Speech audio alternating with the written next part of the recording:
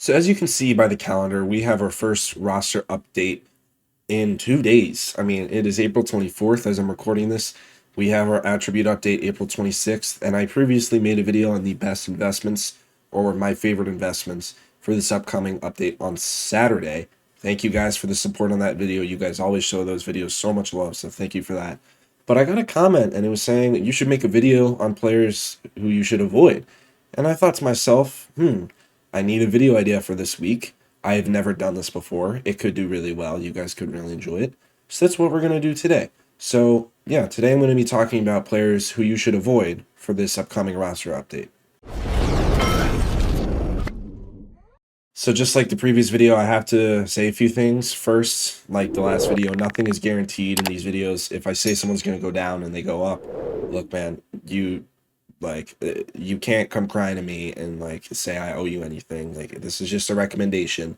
Anything can happen. The first roster update is the hardest. Everybody is trying to invest. Prices are inflated. There's a price dip after the roster update. That doesn't really impact this video because this video is players who are going to go down. And then just because someone isn't in this video doesn't mean they aren't going to go down. Similarly to what I said, where if they're not in the previous video, that doesn't mean they're not going to go up. I can't fit like 30 people in a video. And comment who else you think is going to go down. And more specifically, this was the most challenging part about this video. I had to find players who people are going to invest in or are trying to invest in who I think are going to go down. If you have any, put them in the comments. What I mean by that is players who aren't quick sell value, like people who are having buy orders. It was really difficult. So the way I did this video is I made two sections. The obvious fade, which is just players who are obviously going to go down and nobody's investing, but to just hold off from if you want to do collections.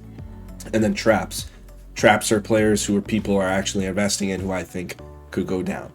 So the first obvious player to be going down is from my New York Yankees, Aaron Judge. Look, I'm not worried about him at all. Like, I'm sure he'll figure it out. He always starts the season slow. But he's been pretty bad so far to start this year. He's hit for 180 average and a 663 OPS.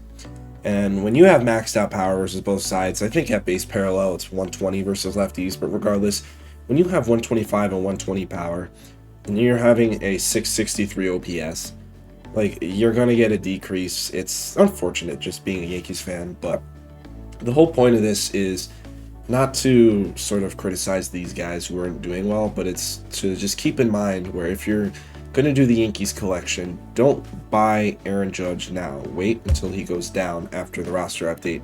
He's already dropped a little in price. He's going to drop down a little more depending on how far he goes down. He should definitely be like, he's still going to be a 90 plus. I would say he goes down to either a 92 or a 91. But yeah, Aaron Judge is probably going to go down.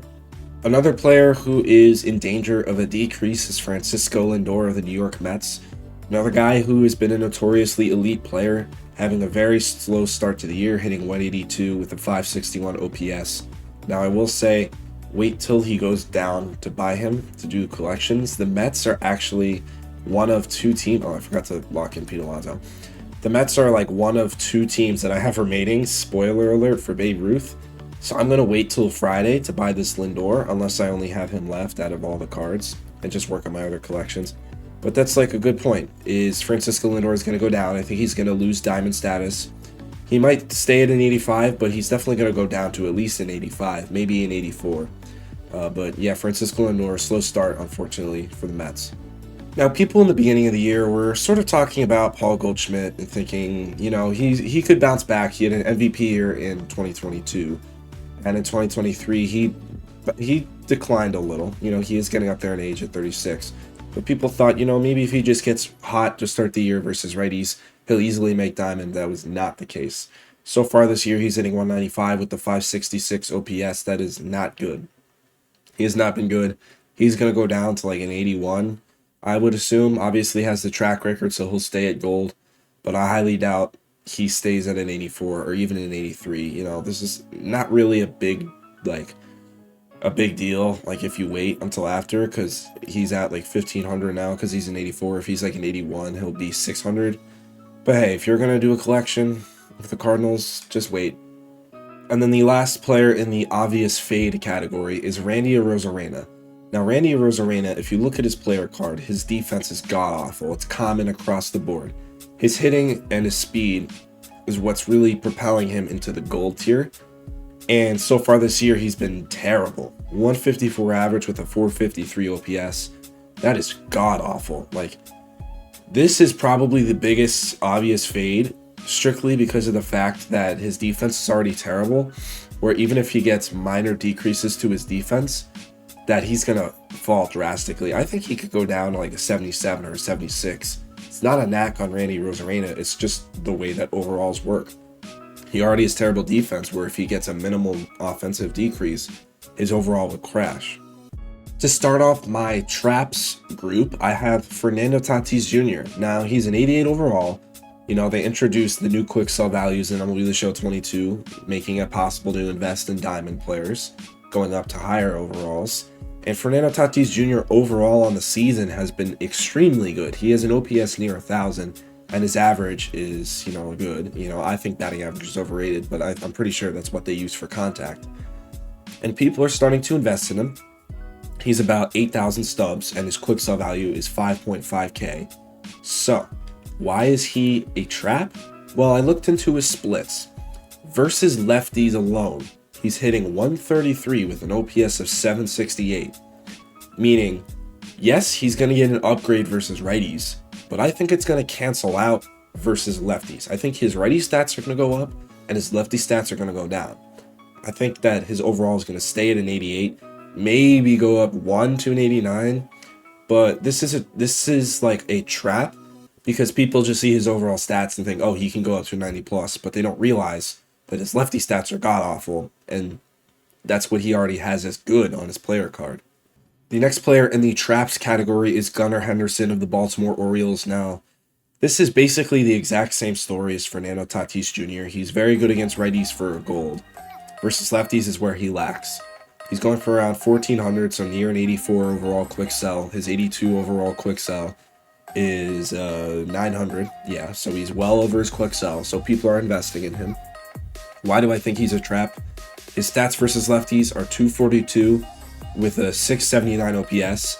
I think the contact left and the power left are pretty accurate for those numbers. I don't think they're going to go down, but I don't know if you can really upgrade him versus righties, if you get what I'm saying. Like, his overall stats are really good and he's good against righties, where I think he only has room to go down versus lefties. Maybe he gets I would be shocked if he gets a big boost versus righties. That would be the only way that he goes up to an 83, because he already has good righty stats, so the margin for improvement isn't really high, if you get what I'm saying. With Gunar Henderson, could potentially go diamond, but he would have to be destroying righties, because he would have to be in the hundreds for both, and then his lefty stats would have to improve, or maybe his defense down the road. Now, I don't know why, but Joe Ryan is going for 900 stubs on the market. He's an 80 overall, and his quick sell is 400, so he's 500 above quick sell, which is meaning people are investing in him or like trying to buy him. Now, like, on paper, he has a lot of room to grow, but so far this season, he's been like about the same as his attributes, with a 3.57 ERA, 30 strikeouts, and a 1.06 whip. But the key thing with Joe Ryan is his start tonight, Wednesday night, is not going to count for the roster update. So if he shoves and his numbers all go down, it's not going to count, because the cutoff was today, this morning. With roster updates, they don't count the Wednesday and the Thursday before the roster update on Friday, because they have to finalize them. So I guess people aren't really realizing that with Joe Ryan, and they're investing in him. But ultimately, I think Joe Ryan is not worth that 900 sub price. And then the last player in the traps category is ONeal Cruz from the Pittsburgh Pirates. He's, obviously cheap, but the bronze quick sell is at around 25 stubs, and he's going for around 70 to 90 stubs. Now look, ONeal Cruz is a great player. This is I'm not even going to waste your guys' time. This is the same situation as Tatis and Gunar Henderson, where his stats versus lefties are god-awful, 107 average and 245 OPS. I think they could go down even further from 40 and 60. But his stats versus lefties are not improving, and that's what he needs to get a big overall jump. Maybe he gets a slight boost versus righties, but I don't think it's worth investing in him until he improves either his defense or his lefty splits. So yeah, that's going to be it for this video. If you guys are new here, follow me on all my social medias, Instagram, Twitter, TikTok. But most importantly, make sure to subscribe on here on YouTube as well. Please give me feedback for this video. I quite honestly have no idea if you guys are going to enjoy this video or not. I could be wrong with a lot of these. I've never done this before, so I'm going to be learning every time I do this if I continue to make these videos. But so yeah, so just leave some feedback below. It would be really appreciated. So yeah, see you guys in the next one. Peace.